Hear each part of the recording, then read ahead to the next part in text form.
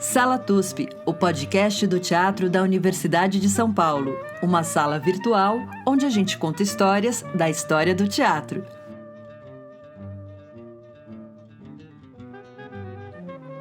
Olá, ouvintes do Sala TUSP, bem-vindos à nossa sala virtual, onde a gente conta histórias das teatralidades brasileiras. Estou aqui no TUSP Butantã, em São Paulo. Aqui do meu lado, outro integrante do podcast, Chico Pérez. Olá, Maria, bom dia. Hoje estamos gravando aqui presencialmente, juntos, né? No camarim do Camargo Guarnieri, para não poder ter vazamento de barulho, mas estamos aqui. Hoje a Sala TUSP é o Camarim TUSP, vamos mudar o nome provisoriamente. Perfeito, isso mesmo. Estamos aqui diretamente do Camarim TUSP para conversar com uma pessoa. Eu nem sei direito como apresentar, porque é um querido de tantos anos, de tantas facetas, e com uma relação tão interstícia, eu gosto dessa palavra, interstícia, com o TUSP, que é até engraçado apresentar ele aqui. Mas vou fazer as honras. A gente está com o Abílio Tavares, nosso querido, que é diretor e ator teatral, pesquisador e professor, professor convidado do Departamento de Artes Cênicas de 2012 a 2017, mestrado e doutorado pela ECA, USP, inclusive sua tese de doutoramento teve menção honrosa, prêmio Tese de Destaque em 2013, maravilhoso. É membro do Conselho Acadêmico da Cátedra Igmar Bergman Ensino e Teatro da Universidade Nacional Autônoma do México, UNAM, e foi diretor do TUSP, Teatro da USP, de 1989 a 2006, praticamente uma vida. E de seu conjunto artístico, o Grupo TUSP, esse que existiu de 97 a 2005.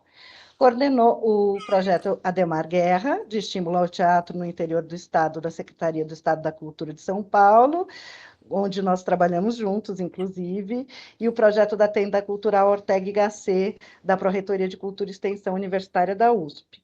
Atualmente, ele trabalha junto com a Vice-Reitoria da Universidade, com implementação de projetos especiais. É isso, Abílio? É isso. Fiquei até cansado só de ouvir. Não é? Lembrou do cansaço que dá? É muito trabalho, são muitos anos, né? O Abílio, sempre que eu falo com ele fala assim, meu nome é trabalho, meu sobrenome é hora extra. Mas é mesmo.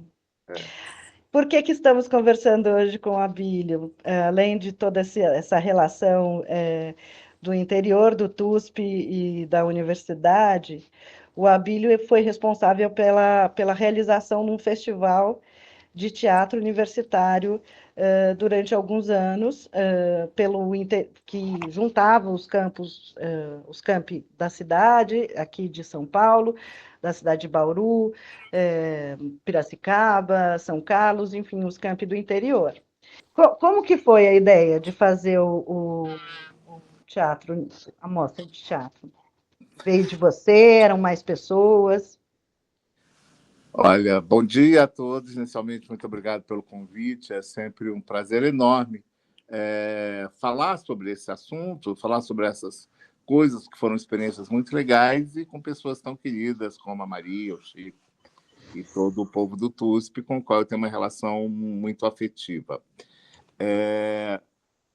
A história foi o seguinte: eu assumi a direção do TUSP em 1989. E naquela época, o TUSP era tão somente um prédio, uma casa de espetáculos, um teatrinho, no fundo de uma praça mal iluminada, numa rua muito deserta do Itaim, do Itaim Bibi, né? Era um imóvel da prefeitura cedido para a universidade, um termo de comodato, para funcionar ali o TUSP, Teatro da Universidade de São Paulo, que havia sido criado oficialmente em 1976, com a ideia de ser uma companhia de teatro profissional da universidade. O seu primeiro diretor foi o Décio Almeida Prado. A ideia era que fosse um conjunto artístico, assim como a orquestra da USP, assim como o coral da USP, ser um corpo artístico que realizasse espetáculos para ser apresentado para estudantes e a comunidade universitária. Essa era a ideia original, quando foi criado em 1976, mas o Décio de Almeida Prado ficou à frente do TUSP durante 4, 5 anos. Ele tentou implementar esse projeto, mas teve muitas dificuldades administrativas.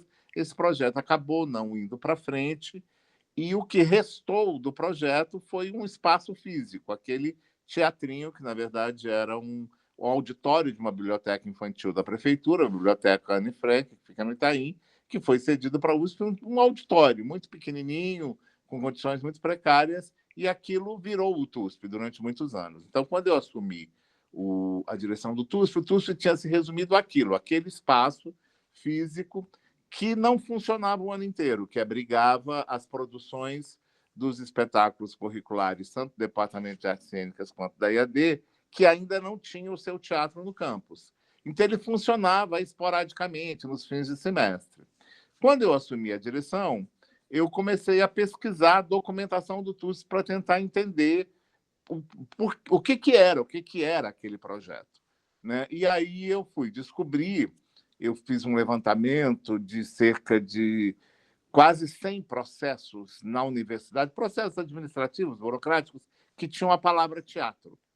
E aí,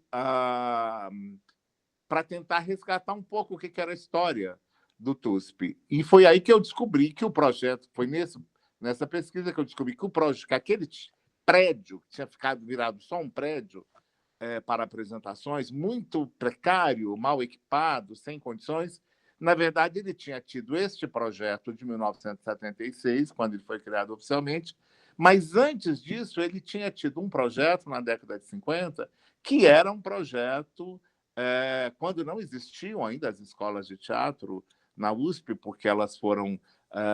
O Departamento de Artes Cênicas foi criado em 1967, e a IAD, que já existia, mas foi incorporada à USP também nesse período, em 66 e 67, com a criação da Escola de Comunicações Culturais, que hoje é a ECA. Mas houve uma primeira criação do TUSP em 1955, portanto, anterior às escolas, que era a ideia da criação de um projeto de teatro universitário, tanto que ele resultou de um congresso da UNE, que foi realizado em 1953, em Goiânia, que tirou uma diretrizes para todas as universidades brasileiras de criação de grupos de teatro universitários. A UNE encaminhou essa sugestão para a reitoria da USP, que na época respondeu, queria pensar, mas não deu providências, e em 55, vários centros acadêmicos da USP assinaram um abaixo-assinado pedindo a criação do TUSP, do Teatro da Universidade de São Paulo. Então, ele foi criado esse grupo, primeiro como um grupo universitário de estudantes de outras áreas que queriam fazer teatro. Esse grupo existiu entre 1955 e 1957. Esse TUSP desapareceu, não teve continuidade. Na década de 60 voltou a aparecer essa sigla TUSP, mas agora como TUSP, Teatro dos Universitários de São Paulo, que tem uma trajetória importantíssima, mas que não era esse TUSP institucional. E esse TUSP de 76, aí institucional, que esse projeto foi encabeçado pelo Décio e tal. Então, a direção que eu assumi em 1989 era desse TUSP, criado na década de 70, que havia se perdido como projeto cultural. Abílio, você já pensou que a história da cultura no Brasil é uma história de arqueologias? Porque é tão surpreendente como sempre volta isso, né? Você assume um lugar, quer fazer uma coisa, aí você tem que fazer essa escavação para entender de onde veio, né? É assim no Estado, é assim na prefeitura, é assim na universidade também. Então, é muito bacana que você tenha feito todo esse levantamento. E eu acho que é sempre necessário fazer isso, né? A gente que está há muitos anos ligados, trabalhando na administração pública, por exemplo, eu estou indo agora, acho que para a 9ª mudança de reitor na universidade. Esse ano nós temos eleição, a partir de janeiro a gente terá uma nova gestão reitoral. Então, a gente vê ao longo das gestões, muito comum os grupos que assumem as novas gestões, muitas vezes querendo começar do zero, como se fosse inventar a roda, né? Como se estivessem trazendo ideias muito novas, muito originais. E essa é uma preocupação no trabalho de gestão administrativa, da gestão na universidade, em outras instituições também, é, é, é um pouco difícil você ver essa preocupação. E eu acho ela fundamental, porque a gente não, né? A gente vem de uma história. Então, conhecer essa história, por exemplo, encontrar essas referências foi muito importante para desenhar um novo projeto, que foi esse projeto de resgate do teatro universitário, foi a partir do encontro deste material lá dos anos 50. Né? Então, essa era a ideia. A ideia era porque naquele momento, isso em 1989, 90, o que a gente tinha de teatro mais visível na universidade era predominante a produção das escolas de teatro, muito intensa, muito importante, mas que tem um determinado perfil, uma determinada face do teatro feito na universidade, né? Existem outras possibilidades e anteriores a essa, que é a desse teatro universitário, feito por estudantes das diferentes faculdades, que não as de formação específica. Então, foi a partir disso que nasceu esse desejo de fazer esse projeto de resgate do teatro universitário lá em 1991. E aí vocês chegaram, bom, enfim, era você e sua equipe, quantas pessoas eram? Era você, Tuca? Quando eu assumi a direção do TUSP, em 89, era eu e 2 vigias, que trabalhavam no período de revezamento de Barbosa e seu Francisco, que trabalhavam no regime de 12 por 36, então era dia sim, dia não, das 7 da noite às 7 da manhã. E o seu Antônio Martins, que era uma espécie de zelador, que não ficava no TUSP da Cojuba, ele ficava aqui nas escolas de teatro. Mas porque lá nem tinha lugar para a gente trabalhar, não tinha sala, não tinha mesa, era uma precariedade total. Aos poucos a gente foi montando uma equipe, trazendo funcionários de outras áreas da universidade, que a gente conseguia trazer com a sua própria vaga, o que sempre foi uma grande luta. Neste momento, estávamos eu, a Tuca Capelossi, que trabalhou muitos anos, foi fundamental, uma pessoa que foi fundamental nesse projeto, inclusive nessa pesquisa desses processos todos, uma pessoa que teve uma importância muito grande, uma colaboração muito grande nessa pesquisa toda que a gente fez. Tínhamos uma secretária, acho que era 3, 4 pessoas nesse período. E aí vocês foram fazer um levantamento dos grupos universitários para participar da mostra. E aí vocês descobriram que não haviam grupos universitários, é isso?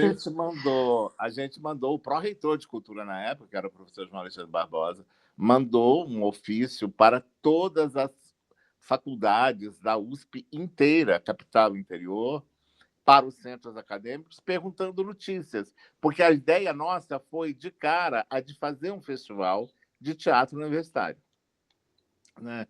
Então, a gente mandou comunicando que havia esse projeto, que havia essa ideia e querendo saber notícias onde existia. A gente recebeu uma única resposta, que foi a de Ribeirão Preto, que falava da existência de um grupo chamado Teatro Ribeirão Preto, TRUSP, Teatro Ribeirão Pretano da USP, dirigido pelo Magno Bucci e José Maurício, e foi a única notícia que a gente teve.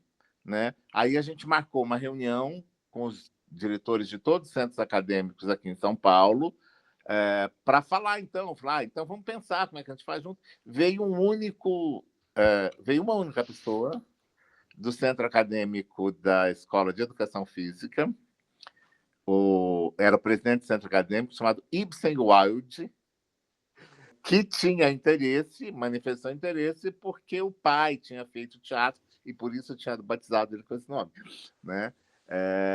Então, mas tinha interesse, mas não existia um grupo na educação física. Então, a gente percebeu que para ter um festival, a gente ia precisar ter ter grupos, ia precisar ter gente fazendo teatro universitário. E aí começou um trabalho nosso de divulgação, que a gente começou a ir para os campi do interior.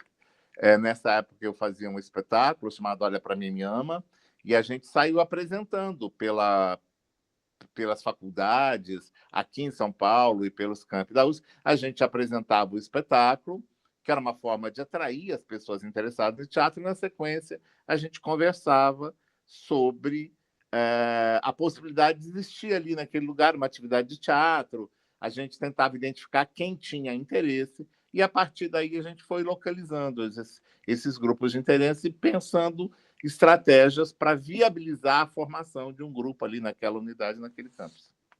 É curioso isso, porque primeiro esse Ouroboros, esse rabo do tatu, que é o teatro universitário, ou teatro amador estudantil, enfim, que dá origem aos grupos importantes do teatro paulistano, pelo menos aqui em São Paulo, imagino que no Rio também, né, com o TEB, o TU e tal, mas aí eles dão origem a grupos que são referência, como grupos profissionais, que dão, por sua vez, dão origem à escola de teatro, e aí parece que esse círculo se fecha, e volta e meia existe essa necessidade de incentivar novamente a realização ou a formação de grupos, como se fosse meio recorrer a um universo perdido, assim.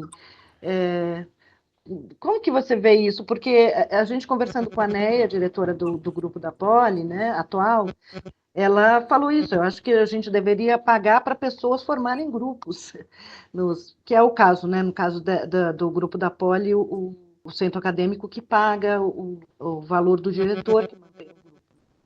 Como que você vê isso, Abi? Olha, é sempre um resgate, né? A gente está sempre resgatando. Eu acho que esse tipo de ação ela é fundamental, ela não é nova.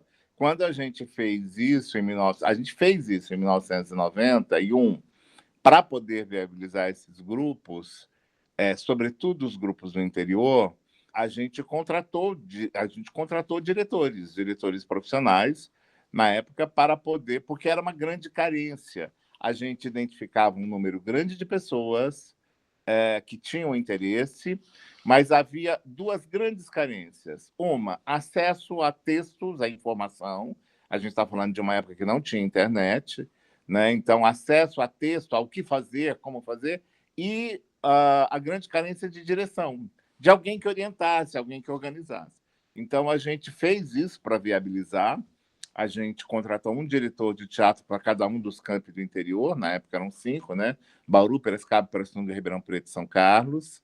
E a gente não estava fazendo nada de novo, a gente estava só repetindo, em 1991, o que tinha acontecido nos anos 60 e que tinha possibilitado, inclusive, a eclosão do grande movimento de teatro universitário dos anos 60, com grupos como o Tuca, com Morte e Vida Severina, o próprio TUSP, Teatro dos Universitários, fazendo a Exceção e a Regra, fazendo os Fuzis da Senhora Carrá, o Teatro do Mackenzie, o Teatro do Sete Sapiente, que foi a política da Secretaria de Estado da Cultura, na gestão do Najib Elchman, que criou uma linha específica de fomento para o teatro universitário, né? Destinando recursos para o fomento à atividade do teatro universitário. Foi o que permitiu, por exemplo, o Tuca ter a direção de um teatro profissional como o Silnei Siqueira, que fez o Morte e Vida Severina.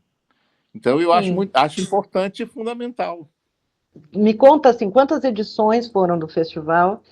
Quantos grupos, dentro dessa perspectiva de formar novos grupos, quantos grupos foram formados? Se você tem esses dados, assim.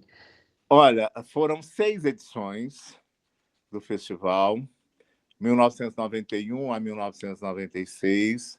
O festival ele era um festival itinerante, então ele acontecia cada ano numa cidade. A primeira cidade foi São Paulo, aí depois nós começamos a rodar pelo interior. Ele foi no segundo ano em São Carlos, terceiro ano em Pirassununga, o quarto ano em Ribeirão Preto, no quinto ano em Piracicaba, o sexto ano que deveria concluir o circuito do interior, era para ser em Bauru, mas teve um problema porque na época estava em construção o Teatro Municipal naquela época, mas ele não ficou pronto a tempo, teve um problema na obra e meio de última hora a gente teve que transferir ele para São Paulo. Foi quando a gente, inclusive, inaugurou o espaço do TUS da Maria Antônia, esse espaço que existe hoje, também feito às pressas para poder abrigar o festival. Então, foram essas 6 edições. Nos 5 primeiros anos, nas 5 primeiras edições, ele era restrito a grupos da USP, ele era um festival de grupos de teatro universitário da USP, porque isso era um aspecto forte do projeto cultural do festival, porque ele não era um projeto só de uma mostra, ele não se resumia àqueles 10 dias de festival que aconteciam sempre no mês de setembro, na Semana da Pátria. Porque, a partir das discussões, o festival tinha uma característica muito forte, que era a do debate, das avaliações, das discussões. A gente teve gente muito bacana, muito legal, que trabalhou nos festivais, tinha como uma comissão de programação muito bacana, que preparava, que pensava as atividades, e a gente tinha sempre uma equipe de debatedores, de discussões muito legais. E, a partir de tudo que se discutia em cada edição, a gente criava novos projetos de apoio aos grupos, detectava necessidades, carências e atuava nesse sentido. Por isso, nos 5 primeiros anos, ele foi um projeto restrito a grupos da USP. No último ano, a gente abriu para uma mostra nacional. De 1900 a 1996, participaram dos festivais 27 grupos universitários da USP, sendo que muitos participaram de diversas edições. Isso era uma característica legal, porque a gente viu o desenvolvimento desses grupos, a trajetória deles, e como é que eles respondiam às provocações, às questões levantadas no ano anterior.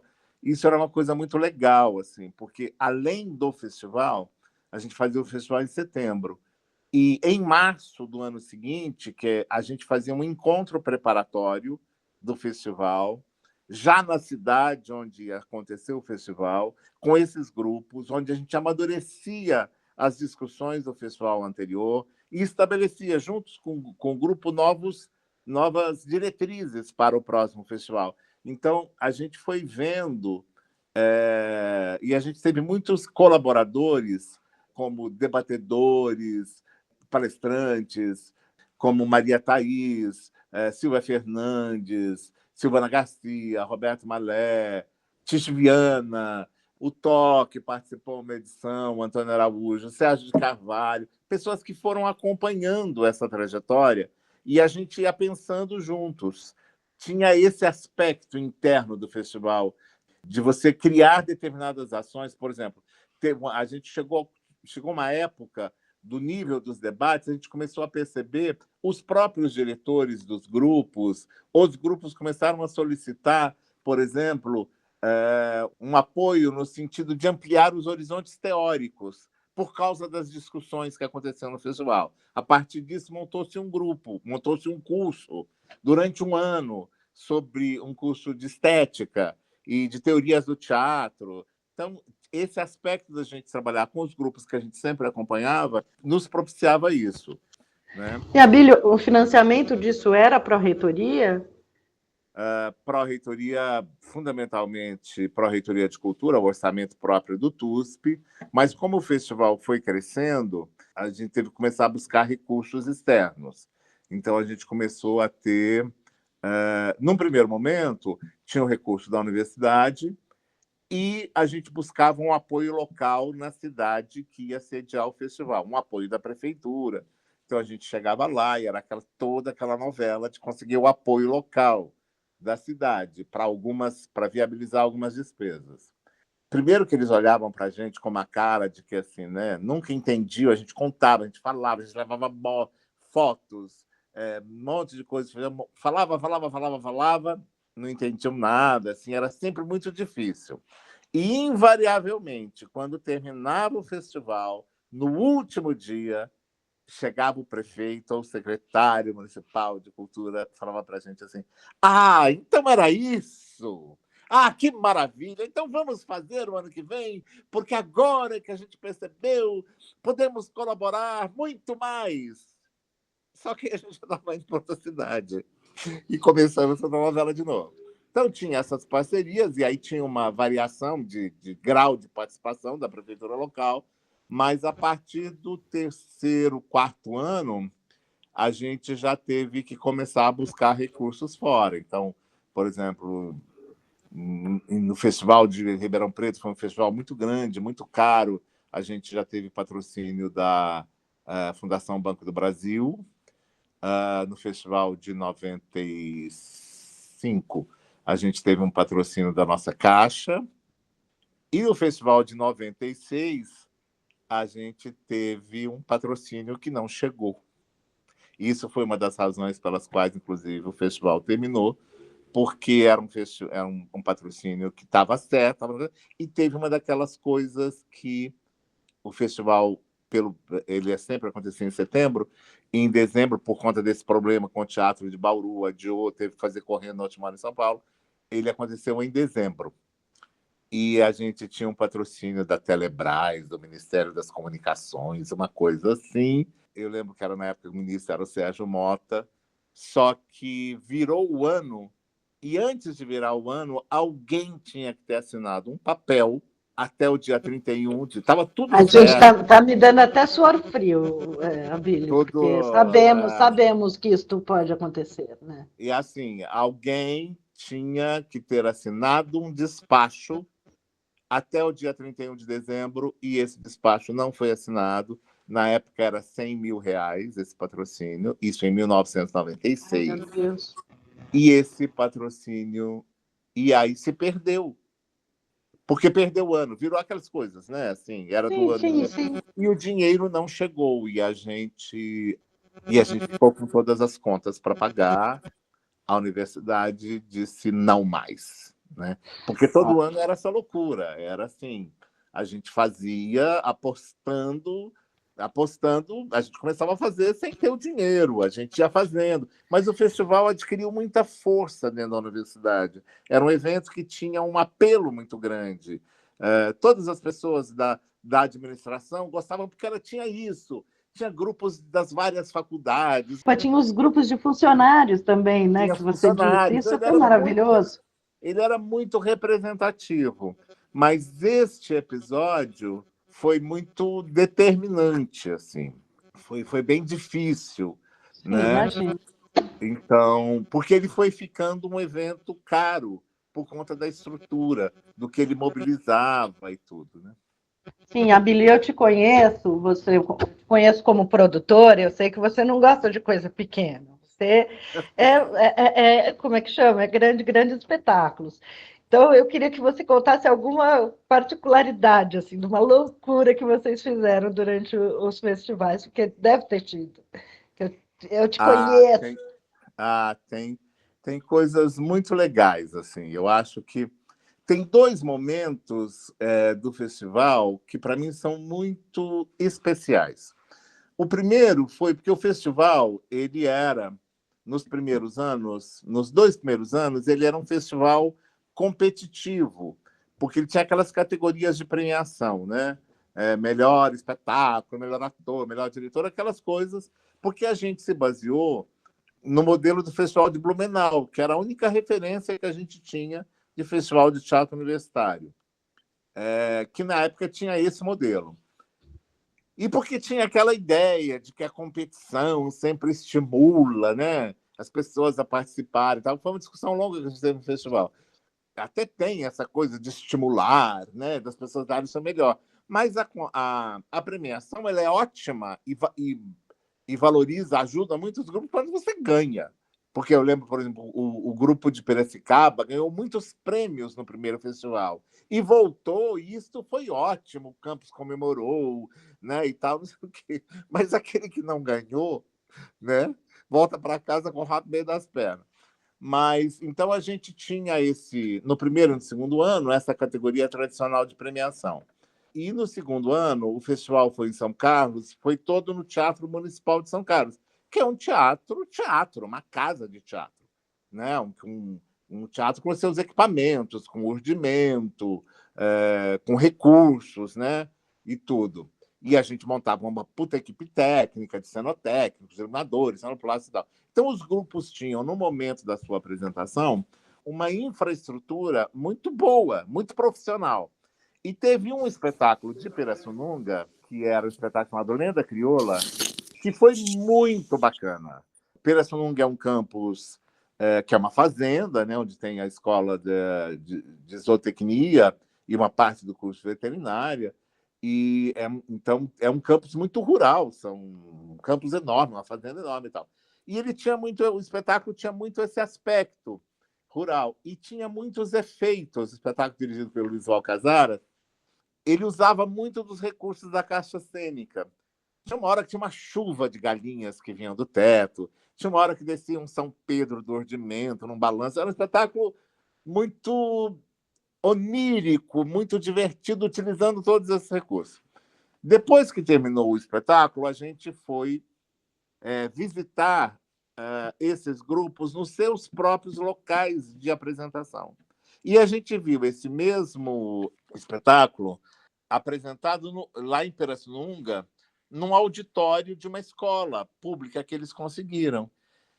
E era assim, era um auditório mínimo, com teto baixo, onde, por exemplo, eles chegavam para fazer a cena do São Pedro, chegava, colocava uma escada, subia. Então, toda aquela magia que tinha da caixa preta e toda aquela coisa, se perdeu completamente. E quando eu vi aquilo, eu tive uma crise. Eu falei, gente, nós estamos vivendo uma fantasia. O festival é uma fantasia, porque é uma noite da madrinha, assim, né? É o baile da Cinderela. Só que é tudo ilusão, porque quando as pessoas voltam para a sua cidade, elas não têm essas condições. O grupo de teatro de São Carlos, por exemplo, que fez uma montagem muito bacana do estado de sítio, também utilizando todos os recursos do Teatro Municipal, ele apresentou aquele dia na abertura do festival, e para ele conseguir mais 2 dias para se apresentar no fim do ano, a gente teve que fazer uma puta gestão junto à Secretaria Municipal de Cultura para conseguir uma data. Então, eu falei, gente, a gente está vivendo uma ilusão. E aí a gente optou, naquele ano, a gente optou para fazer o próximo festival na cidade que tinha menos condições para fazer um festival de teatro, que era Pirassununga, que era uma cidade que não tinha teatro, nem no campus e nem na cidade. Não tinha o Teatro Municipal de Pirassununga. E a gente levou os grupos para, mas era um espaço maravilhoso, algumas construções muito bonitas, e aquele campo, aquela coisa toda. E a gente fez uma provocação para esse grupo de Pirassununga, para eles refazerem o espetáculo e apresentarem dentro do campus, para encontrar um lugar onde pudesse. E eles encontraram uma encruzilhada numa estrada de terra no meio da fazenda, onde tinham 2 árvores gigantescas que faziam uma espécie de um portal, assim, que fechavam. Faziam uma copa, uma árvore emendava na outra. E eles fizeram ali, naquele lugar, e o que era no urdimento, eles faziam no alto das árvores. E era no meio do mato, um lugar escuro, se montou toda uma coisa de tochas, e foi uma das coisas mais emocionantes, que foi ver os funcionários com as suas famílias que moravam na fazenda, nas várias casas, saindo de suas... A gente montou umas arquibancadas ali naquela encruzilhada, eles saindo, as famílias saindo das suas casas, gente que nunca tinha visto teatro na vida, indo assistir aquela apresentação e se divertindo e achando aquilo com orgulho imenso daquilo que está acontecendo. Que demais! Isto foi uma das experiências mais emocionantes. E outra foi em Piracicaba, que a gente utilizou vários espaços, mas a gente usou muito o Engenho Central, que é um espaço maravilhoso, que na época era muito diferente do que é hoje. Era um espaço que fazia pouco tempo que estava sendo utilizado, então muito precário de estruturas. A gente criou toda uma estrutura dentro do engenho, Levamos Cacá Carvalho para apresentar O Homem da Flor na Boca dentro de uns galpões, porque a gente levava sempre um ou dois grupos profissionais convidados que ficavam o festival inteiro, apresentava espetáculo, dava oficina, fazia depoimento, numa relação direta com os estudantes, era muito bacana. E a gente quis fazer um encerramento no Largo dos Pescadores, que é do outro lado do rio, né? Fica de frente o engenho, só que o engenho está de lado do rio, o Largo dos Pescadores estava aqui, que é um espaço que acontece uma coisa incrível, que é a Festa do Divino. E é onde tem a Sociedade do Divino, Espírito Santo e tal, não sei o quê. E esse encontro com a Festa do Divino, ter visto a Festa do Divino no Rio, Piracicaba e no Largo dos Pescadores, foi uma experiência muito forte para a gente. Já tinha ponte, né? Aquela ponte de madeira. A ponte Pêncil. Só que, assim, o Largo dos Pescadores, naquele momento, estou falando de 1995, ele tinha esse momento da Festa do Divino, que a cidade inteira ia lá, mas, passada essa época, era um lugar considerado não muito legal, tinha uma coisa assim, tinha um certo preconceito da cidade com o espaço. Quando a gente falou que queria fazer espetáculo ali, muita gente se opôs, né? Muita gente achou, não é legal e tal, não sei o quê. E a gente fez lá o espetáculo de encerramento, que foi com o Luiz Carlos Vasconcelos, o Palhaço Sul, foi um espetáculo, e a apresentação dos grupos da Sociedade do Espírito Santo, foi uma integração com a cultura local muito legal, que era uma coisa que era uma preocupação que a gente tinha.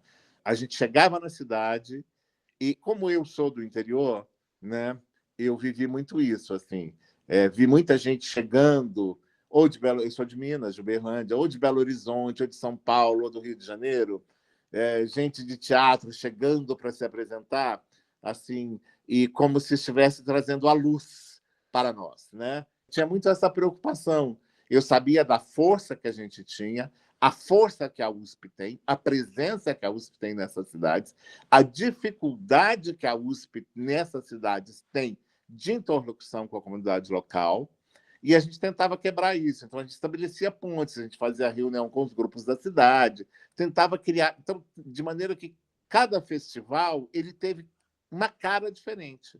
Em cada cidade, ele teve a cara que a cidade tinha, né? Então, essa coisa da relação com a cultura local, com os artistas, a catira, os cantadores, foi uma coisa que impregnou muito todo esse festival em Piracicaba e que se concretizou no encerramento, com uma despedida linda com a barca do Divino descendo o rio Piracicaba, o Rolando Boldrin cantando Piracicaba, que eu adoro tanto. Isso foi uma coisa muito bonita. Abílio, a gente está já aqui no final do nosso tempo. Eu queria fazer um saldo aqui de perguntas. Eu queria que você falasse sobre a publicação que você contou ontem, que tem o seu artigo, que eu acho que vale super a pena, a gente bota aqui no descritivo. Mas dentro desse artigo que você escreveu, você fez um levantado de críticas que haviam na época, e tinha uma crítica do Nelson Bittar muito curiosa, dizendo que o teatro universitário tinha perdido seu apelo político, né? Que é também uma outra coisa. É como se fosse um universo perdido do teatro engajado, né? Não é só a gente vai atrás de rever como o teatro universitário era pungente, era forte, mas também como era engajado, era compatível, como se existisse esse lugar aí que não se retorna. E aí é muito curioso que o Nelson tenha falado isso, e muito curioso que o Sérgio Coelho tenha dito, o meu pai também ficou decepcionado porque eu não sou tão politizado quanto na época dele. Assim, eu achei isso muito característico, né, desse universo do teatro estudantil.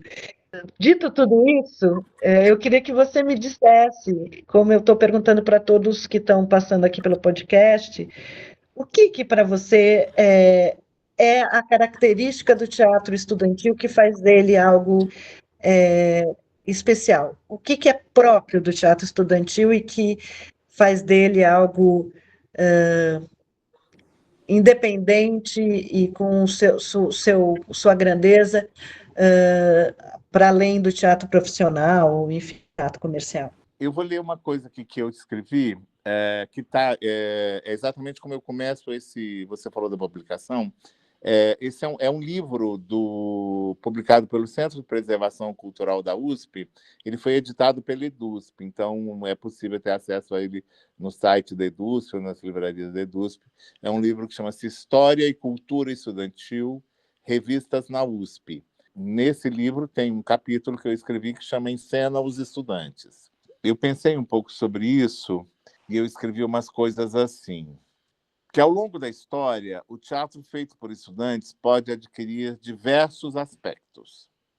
É bastante comum que ele seja utilizado como recurso pedagógico, né? A gente vê muito isso, inclusive, por exemplo, alguém comentou ontem, acho que a Bárbara, sobre a existência de grupos atuais nas áreas de exatas, talvez nas Sim. áreas como divulgação Química, científica. física. Grupos que utilizam da linguagem teatral para trabalhar a divulgação científica das suas áreas. Então, isso é um recurso bastante utilizado, assim, talvez o mais imediato, né? A associação mais imediata que se faça com o teatro feito por estudantes é a utilização dele como recurso pedagógico. Não raramente, ele adquire também aspectos celebrativos em datas e comemorações, né? A gente fez muito isso na escola, né? No primário, Semana da Pátria, a gente montava um teatrinho, né? Dia da Criança, Dia das Mães, lá vamos nós montar um teatrinho.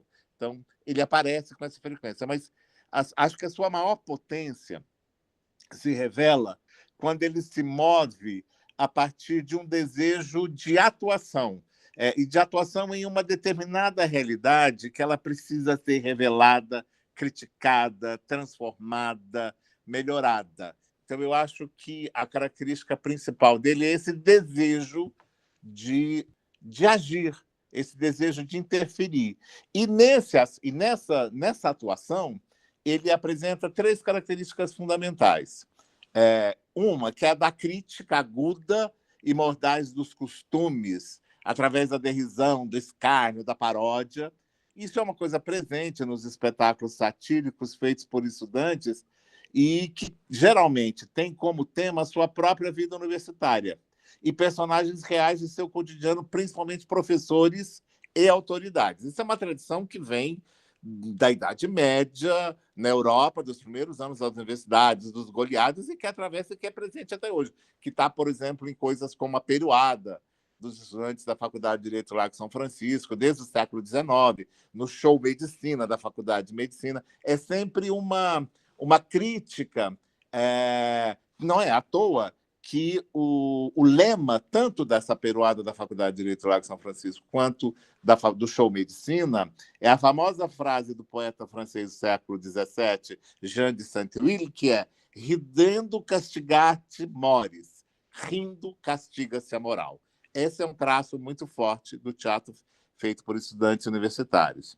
Tem a outra característica, que é aquela que busca uma ampliação cultural, né, dos estudantes e do público que assiste a esse trabalho, que através do teatro você vai ter contato, vai ampliar seus horizontes culturais. Isso é uma característica muito forte de grupos que estiveram na base da renovação do teatro brasileiro, como o Teatro Universitário de Jerusa Camões, no Rio, do Teatro Universitário de Jorge Reder, na USP, em São Paulo, do GUT, Grupo Universitário de Teatro, Décio Almeida Prado e Lorival Gomes Machado, do Estudante do Brasil, do Pascoal Carlos Magno, dos comediantes, do Teatro Experimental do Alfredo Mesquita, alguns desses que estiveram na base da fundação do TBC. Então, essa ideia de que há uma ampliação cultural e que o teatro universitário te propicia, e sobretudo isso entre os anos 30 e 50, a possibilidade de ter acesso a obras que o teatro profissional um determinado repertório que o teatro profissional não propiciava. E o terceiro aspecto, que eu acho que o aspecto mais marcante, que a gente mais identifica, que é aquele que é motivado por um desejo mais acentuado de ação, né, o desejo de interferir, de questionar, de contestar, de protestar em torno de uma realidade injusta, opressora, que é o aspecto político, da ação política do teatro, muito presente, sobretudo, nos anos 60, durante a ditadura. Acho que são esses 3 aspectos mais fortes que me chamam a atenção no teatro universitário. Acho, e das experiências que eu vivi acompanhando esses grupos, eu acho que e é uma coisa que eu vi quando a gente começou o projeto de teatro universitário, eu conversei com muita gente na universidade, gente de outras áreas, na faculdade de medicina, de engenharia, de odontologia, de psicologia, de matemática, de computação e tal. E muitas dessas pessoas me relatavam ter tido uma experiência em algum momento da sua juventude com o teatro. E era sempre depoimentos muito tocantes, emocionantes, e uma coisa em comum, que é a certeza de que ter passado por essa experiência fez daquele profissional, daquela pessoa, uma pessoa melhor, por ter tido a possibilidade de ter contato com o outro, né? Que acho que isso é o fascinante dessa experiência. Essa experiência de alteridade, né? De você poder ter contato e você poder ser outro, olhar para o outro. Acho que essa é a grande ampliação que a experiência, independente se ele vai seguir no teatro ou não, essa experiência do outro, acho que é o que é mais interessante. Ah, que maravilha, que maravilha. Ô, Abílio, não sei se você sabe, acho que talvez você não saiba isso, né? Mas quando a gente começou a trabalhar com o TUSP em 2009, como orientadores de arte dramática, a gente chegou no interior e a gente se deparou assim, a proposta que a Maria Thaís tinha dado para nós é assim, vá para os interiores e observe o que está acontecendo ali para a gente criar uma simbiose, uma sinergia com os espaços, em vez da gente chegar lá com o iluminismo, a gente chega lá com o colaborativismo, né? E a gente pegou muito, muito, muito da sua herança desses festivais, porque eu chegava nos lugares, as pessoas falavam, é do TUSP, eu trabalhei no TUSP, eu fiz teatro no TUSP, e tudo mais. Então a gente carrega um pouco dessa herança que vocês fizeram com os festivais, né? E é muito legal também essa questão sua de os alunos, os participantes dos lugares observarem os seus lugares de estudo também como lugares teatrais e de potência de magia, né? Eu lembro de 2011, eu fui com a Laura para Pirassununga, que é um lugar que é bonito, mas ele tem muitos poucos recursos na questão teatral, e a gente tinha um espetáculo que chamava Curral, e esse espetáculo é feito no curral. A gente pegou o curral de Pirassununga e construiu lá o espetáculo, e o espetáculo aconteceu ali. E as pessoas foram e assistir, né? E a princípio eu falei assim, nossa, nós estamos inovando, estamos fazendo uma peça que chama Curral, no curral, e as pessoas depois se sentaram e me contaram assim, não, a gente já fez um festival aqui, debaixo das árvores, e a gente gosta muito do lugar. Agora esse lugar é um lugar especial para a gente, porque a gente passa ali e lembra que a gente fez um teatro ali, e vocês olham para a gente com carinho, porque o espaço aqui é um espaço de fazenda, e de repente virou um espaço artístico. Então a gente carrega um pouco dessas questões também dos festivais como herança. O TUSP não começou, nosso trabalho não começou em 2009, né? Ele começou antes com vocês. Isso é uma coisa muito bacana, acho que é a primeira vez que eu tenho a oportunidade de falar isso para você aí, que a gente reverbera os trabalhos de vocês na posteridade, na atualidade, na verdade, né? Ah, que bom, te agradeço muito por você me contar isso, porque às vezes, né, a gente que trabalha nessas frentes, né, criando projetos, às vezes a gente tem a impressão de que depois que passou, que acabou. Às vezes a gente tem um pouco essa impressão, né? Isso perdeu, assim.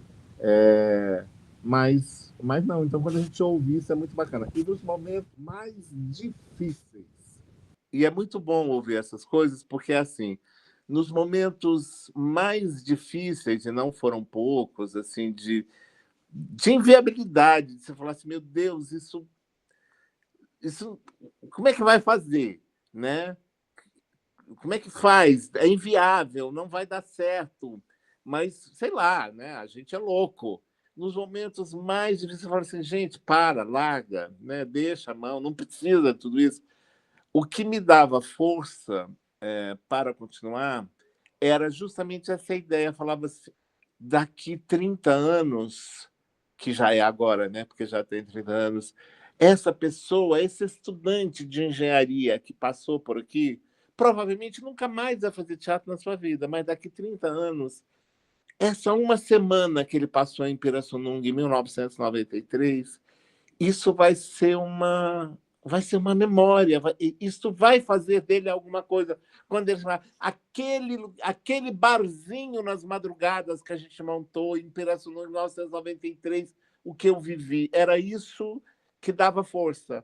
Sabe? Saber que em algum momento isso vai fazer uma diferença na vida das pessoas. Uma diferença que fez uma diferença na vida de quem passou por ali. Muito gostoso ouvir isso, muito lindo. Nós chegamos no nosso fim aqui, mas eu acho que foi um belo fecho. Eu antigamente brincava que era um corte lacaniano,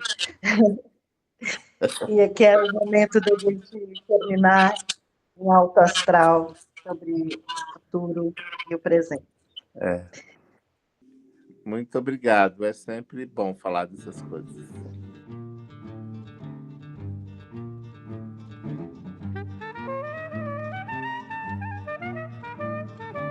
Esse foi o Sala TUSP. Sala TUSP, o podcast do Teatro da Universidade de São Paulo.